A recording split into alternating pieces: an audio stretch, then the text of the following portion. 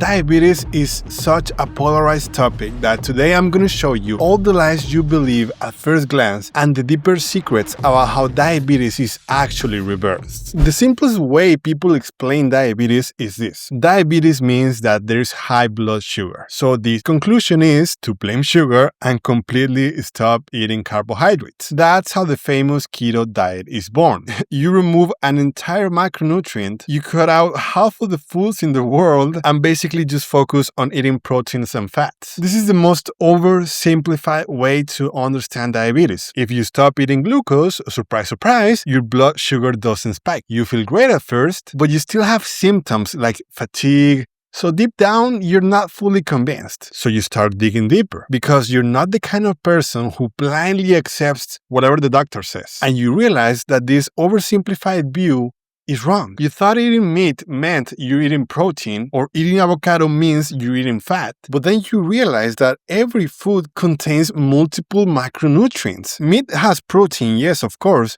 but it also contains fat depending on the cut. Avocado, which you thought was pure fat, turns out to have a bit of protein. And what's that? Carbohydrates as well? Oh my God, this whole time I've been lied to in the keto diet. Then you learn something even more surprising.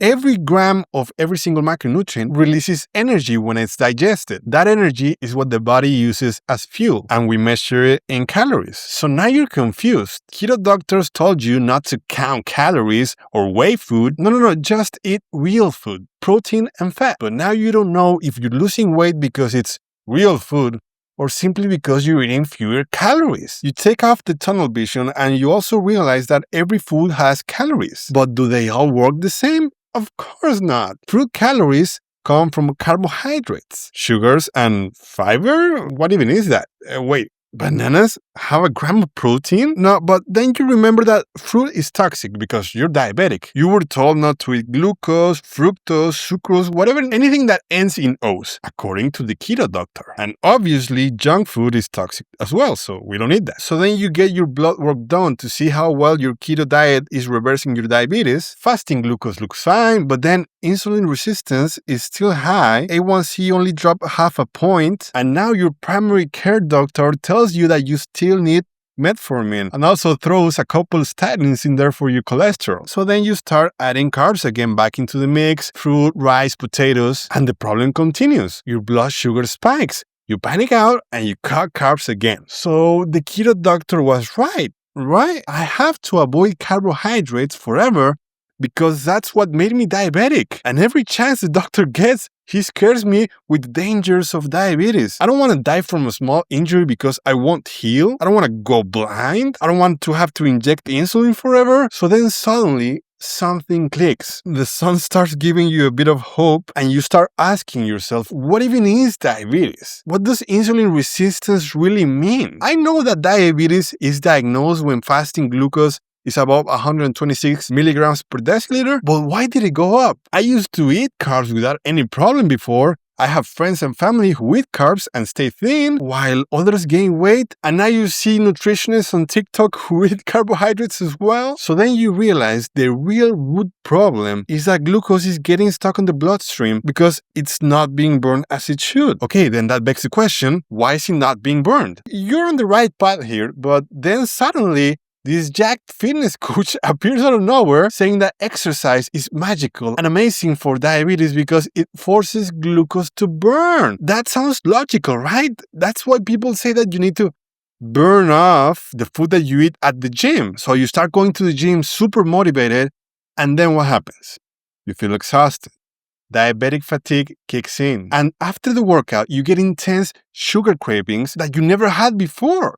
So things actually got worse. Even though exercise is powerful and has many benefits, but when you have diabetes, if you exercise, your body starts demanding glucose to fuel that exercise, but the glucose is still stuck in the bloodstream, it's not being burned. It's like trying to force open a door that's jammed. So what's the real problem? Why isn't glucose burning when I eat it? So you step back into the right path before listening to people who don't understand the whole picture. You start researching more, maybe following me, and you realize that as you gain weight over the years, excess calories from every single type of food gets stored as fat. Fat under the skin, fat around the organs, and a specific type of fat called intramuscular fat. You have so much fat that the body doesn't even know where to put it, so it infiltrates the muscle. Now, intramuscular fat is like marbling in Wagyu beef. This is what your muscle looks like when it should look like this, lean muscle tissue. And so this type of fat blocks glucose from moving from the blood into the muscle where it's supposed to be burned as energy. Remember, muscles and organs are the ones that actually need fuel. So this is the real problem. You need to burn fat, every type of excess fat. You can't just choose to eliminate this one. But you start losing weight and the blockage disappears and everything functions properly. You burn glucose properly. And so since keto doctors never explain this to you, you stop trusting them. You start moving to the side where things actually make sense. So now you understand that you can burn body fat as long as you eat fewer calories than you burn, no matter where those calories come from. So you count calories and you create a calorie deficit. Yes,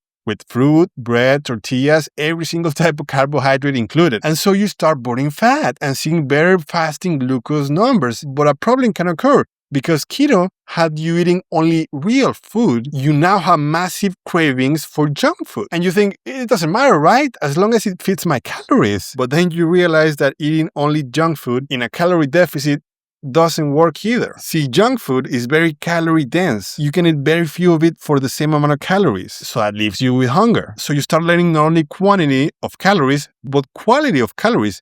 Mostly low-calorie foods with occasional junk food breaks. And since burning fat without extreme restrictions can take months, you also realize something else. How you eat right now is not how you'll eat once you're healthy. Because as you clear intramuscular fat, your ability to burn glucose improves. Now, you also realize that this approach works best if you haven't had diabetes for decades. Because the longer that you stay in this position while your blood sugar is high, the longer the pancreas has to overproduce insulin, and being forced that way for a long amount of time causes permanent damage to the pancreas. And so you stop producing as much insulin and basically now you become dependent on medication. So every month that you stay with diabetes makes it harder, maybe sometimes impossible, to fully reverse. Because someone who's been here for decades, maybe 20 years, may only be able to manage it eating a lot of fiber, but not reverse it completely. So you start taking action. You commit to a calorie deficit, you eat enough fiber to stay full while eating less, and you also allow small breaks of high-calorie junk food during the week so you don't go crazy like before. So months go by, you've lost some weight, blood tests improve, fasting glucose drops below 90, insulin resistance is normalized, and A1C drops about 2% every 3 months, until one day it's below 5.8. Technically, you're no longer diabetic. So then your doctor lowers your medication and eventually, like Samantha here, after 8 months and losing 40 pounds of fat, she was being told that she lost weight as if she had taken semaglutide because fiber is the natural Ozempic. The medication is completely removed because all markers are perfect now. So now that intramuscular fat is gone, you eat glucose, even without fiber, even with a lot of sugary foods, and it burns immediately. Congratulations, you've reversed type 2 diabetes.